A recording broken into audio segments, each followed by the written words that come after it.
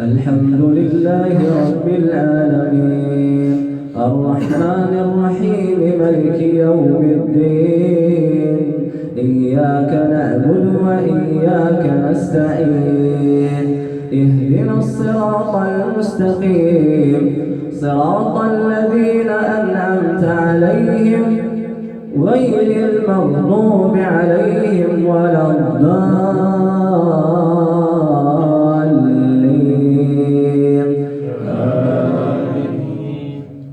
بسم الله الرحمن الرحيم ألف لام ميم را تلك آيات الكتاب والذي أنزل إليك من ربك الحق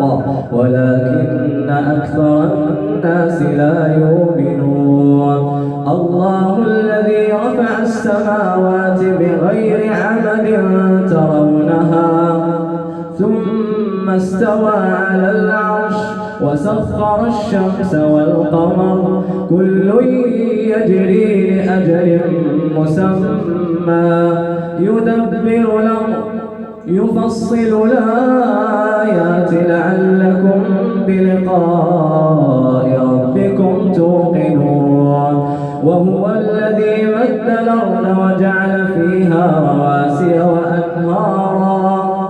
ومن كل الثمرات جعل فيها زوجين اثنين يغشي الليل النهار إن في ذلك لآيات لقوم يتفكرون. وفي الأرض قطع متجاورات وجنات من أعناب وزرع ونخيل صنوان وغير صنوان تسقى بماء واحد ونفضل بعضها على بعض في الأكل إن في ذلك لآيات لقوم يعقلون. وإن تعجب فعجب قولهم أئذا كنا ترابا إنا لفي خلق جديد أولئك الذين كفروا بربهم وأولئك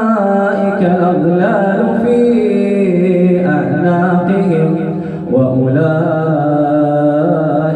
أصحاب النار هم فيها خالدون.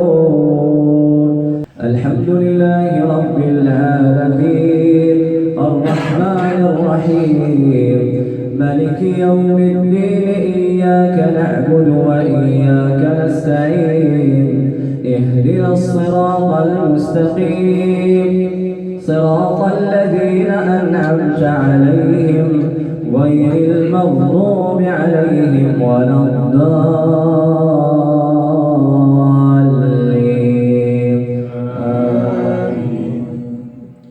ويستعجلونك بالسيئة قبل الحسنة وقد خلت من قبلهم المثلات وإن ربك لذو مغفرة للناس على ظلمهم وإن ربك لشديد العقاب. ويقول الذين كفروا لولا أنزل عليه آية من ربه إنما أنت منذر ولكل قوم هاد الله يعلم ما تحمل كل أنثى وما تغيض الأرحام وما تزداد وكل شيء عنده بمقدار. عالم الغيب والشهادة الكبير المتعال سواء منكم من سر القول ومن جهر به ومن هو مستخف بالليل وسارب بالنهار له معقبات من بين يديه ومن خلفه يحفظونه من أمر الله إن الله لا يغير ما بقوم حتى يغيروا ما بأنفسهم وإذا أراد الله بقوم سوءا فلا مرد له وما لهم من دونه من وال هو الذي يريكم البرق خوفا وطمعا وينشئ السحاب الثقال ويسبح الرعد بحمده والملائكة من خيفته ويرسل الصواعق فيصيب بها من يشاء وهم يجادلون في الله وهو شديد المحال